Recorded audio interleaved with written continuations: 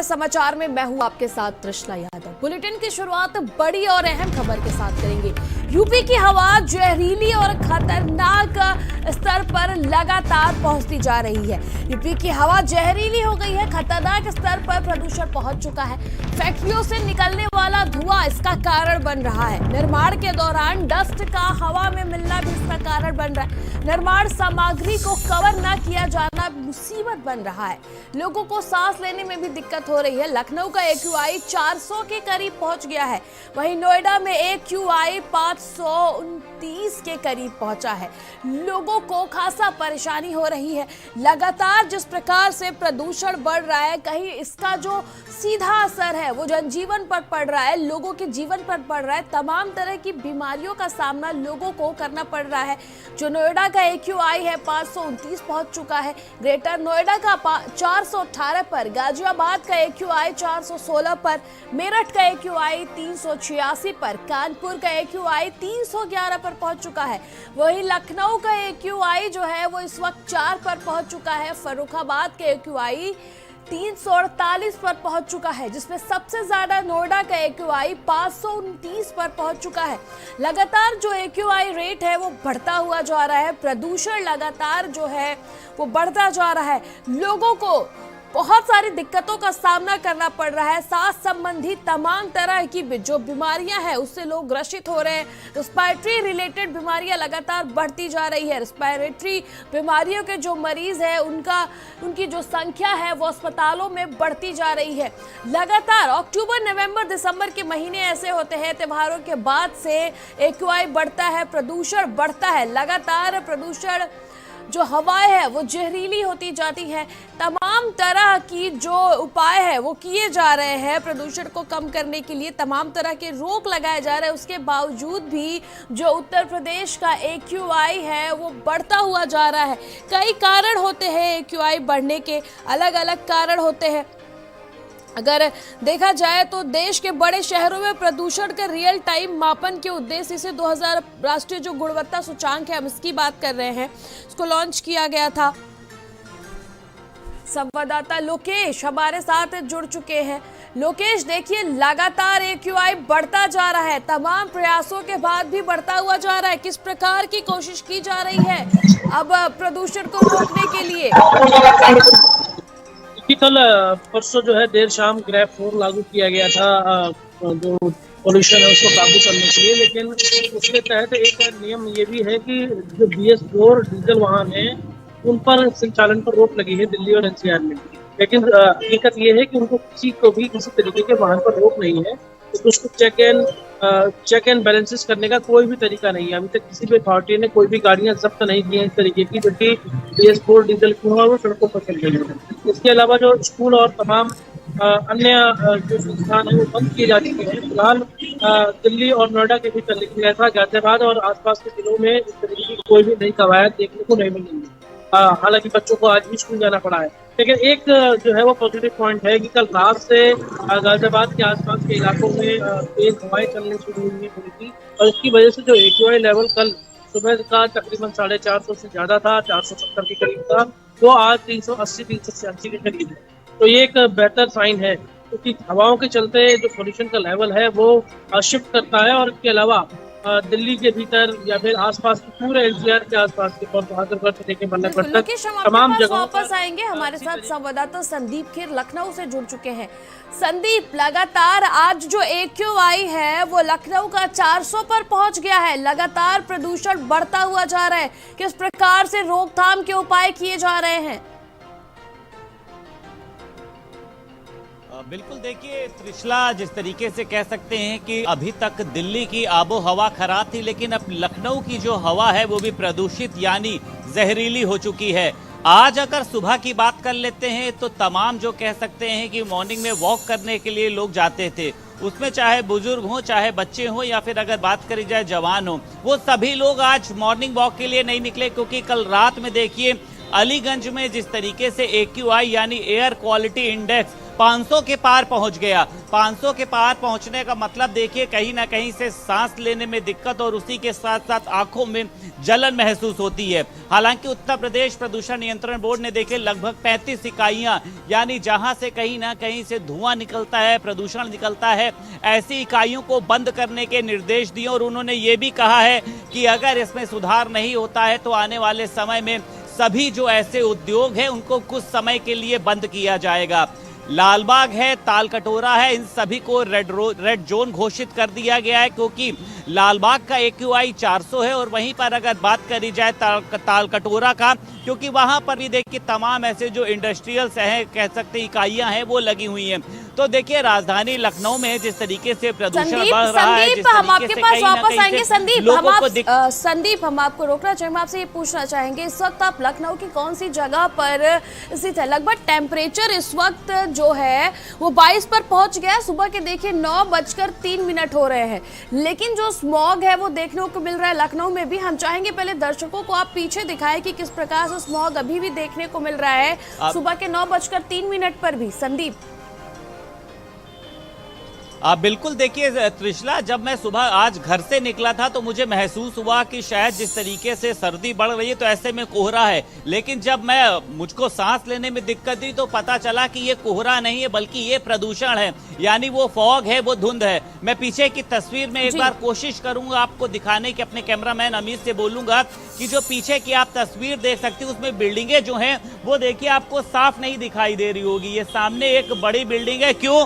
क्योंकि प्रदूषण के चलते इस बिल्डिंग को फॉग ने पूरी तरीके से घेर रखा है। और त्रिशला, गोमती नगर का ये इलाका है, यहाँ पर जो AQI है वो 250 से 300 पहुंच रहा है, तो कहीं के भी हालात सही नहीं है। और एक बार फिर से जैसे पहले स्थिति हुई थी कि लखनऊ जो है वो एक तरीके से गैस चैम्बर, क्योंकि जिस तरीके से देखिए AQI 500 लेवल पहुंचना, और ऐसे में देखिए पहले जो कहीं ना कहीं से एक दुहाई दी जाती थी कि पटाखों की वजह से, तो दिवाली के अगले दिन की अगर बात करी जाए तो AQI लेवल सामान्य था, लेकिन अब AQI लेवल क्यों बढ़ रहा है? क्योंकि तमाम जगहों पर जो निर्माण कार्य हो रहे हैं वहां पर जो उनका डस्ट का हवा में फैलना होता है, चिमनियों से धुआं निकलना होता है, वहां के एरिया को कवर नहीं कराना होता है। तो ऐसे में देखिए सभी विभागों की जिम्मेदारी है, वो चाहे प्रदूषण नियंत्रण बोर्ड हो, वो चाहे प्रशासन हो, वो चाहे LDA हो, सभी विधायकों, सभी कह सकते हैं विभागों को ये सोचना होगा कि अगर निर्माण कार्य हो रहा है तो उस एरिया को कवर किया जाए,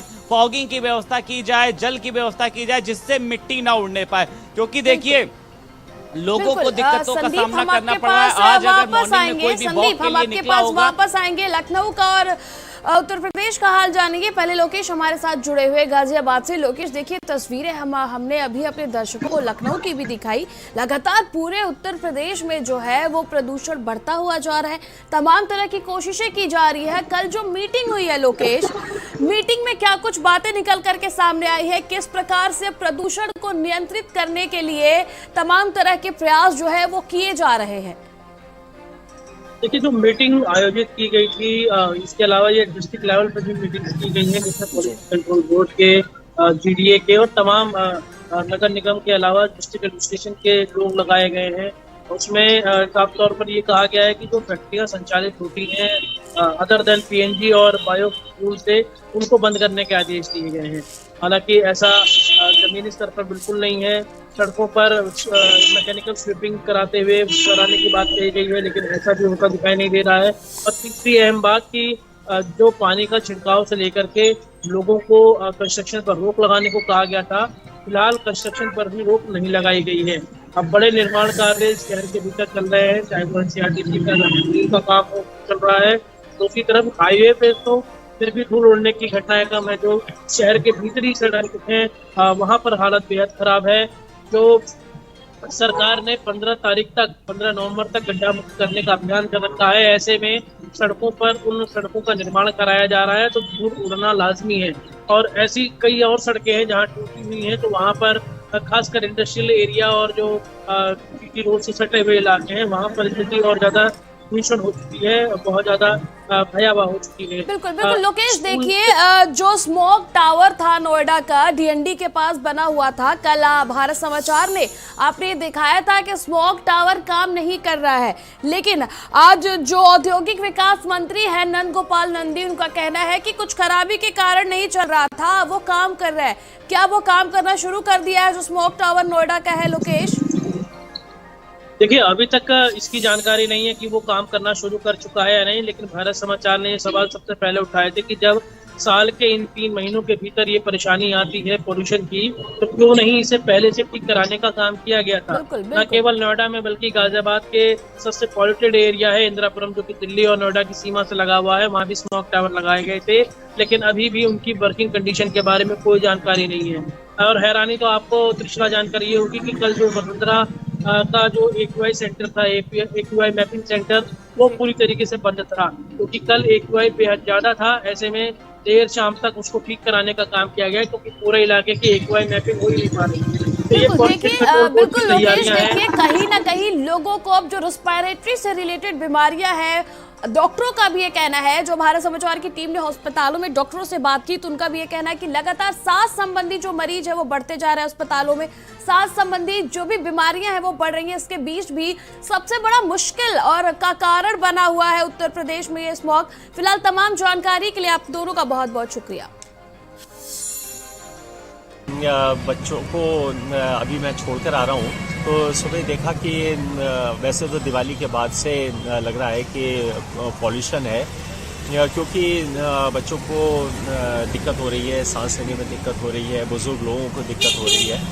और जैसे ही ठंडक शुरू होती है, स्मॉग की समस्या वातावरण में फैलने लगती है, लेकिन दिन में धूप अच्छी हो जा रही है, इसलिए इस समय एयर पोल्यूशन की प्रॉब्लम नहीं है। और जो AQI है हमारी 100 से 150 के बीच में लगभग रह रही है काफ़ी समय से, जो कि बहुत अच्छी AQI है, जबकि पश्चिमी उत्तर प्रदेश में थोड़ी सी स्थिति यहाँ से ज़्यादा ख़राब हो रखी है। और ये स्मोक की प्रॉब्लम में सलाह यही रहती है कि सुबह लोगों को मॉर्निंग वॉक पे जाने से बचना चाहिए। एपीसीटी पे है इसका कंप्रेसर जो नोएडा स्थित स्मोक टावर काम करना शुरू कर दिया गया है। मामले में मंत्री नंद गोपाल गुप्ता नंदी ने संज्ञान लिया है। उन्होंने कहा है, मुझे पता चला कि स्मोक टावर काम नहीं कर रहा था। नोएडा के डीएनडी के पास से बना स्मोक टावर बंद था। मंत्री ने नोएडा अथॉरिटी के उच्च अधिकारियों से भी बात की थी। स्मोक टावर को जल्द से जल्द शुरू करने के निर्देश दिए थे। देर रात स्मोक टावर काम करना शुरू कर दिया है। कुछ तकनीकी खराबी की वजह से नहीं चल रहा था। प्रदूषण से बचाने के लिए हमारी सरकार कटिबद्ध है, मंत्री ने ऐसा कहा है। आपको बता दें कि भारत समाचार ने भी कल ये खबर दिखाई थी, जब जो स्मोक टावर है नोएडा में डीएनडी के पास बना हुआ है, ये काम नहीं कर रहा था। वही इस मामले को संज्ञान में लेते हुए उत्तर प्रदेश सरकार के औद्योगिक विकास मंत्री नंद गोपाल गुप्ता नंदी ने अब संज्ञान लिया है। उन्होंने कहा है कि नोएडा स्थित स्मोक टावर अब काम करना शुरू कर दिया है। मंत्री नंदी ने बताया कि दोपहर में ही उन्हें पता चला कि नोएडा डीएनडी के पास में बना स्मोक टावर काम नहीं कर रहा है। संवाददाता दानिश हमारे साथ जुड़ चुके हैं। दानिश, देखिए कल भारत समाचार ने खबर दिखाई थी कि जो स्मोक टावर है नोएडा में वो काम नहीं कर रहा है। वहीं इस मामले पर अब जो औद्योगिक विकास मंत्री हैं नंद गोपाल गुप्ता नंदी, उन्होंने संज्ञान लिया है और कहा है कि अब स्मोक टावर काम करना शुरू कर दिया है। क्या कुछ अपडेट है इसको लेकर?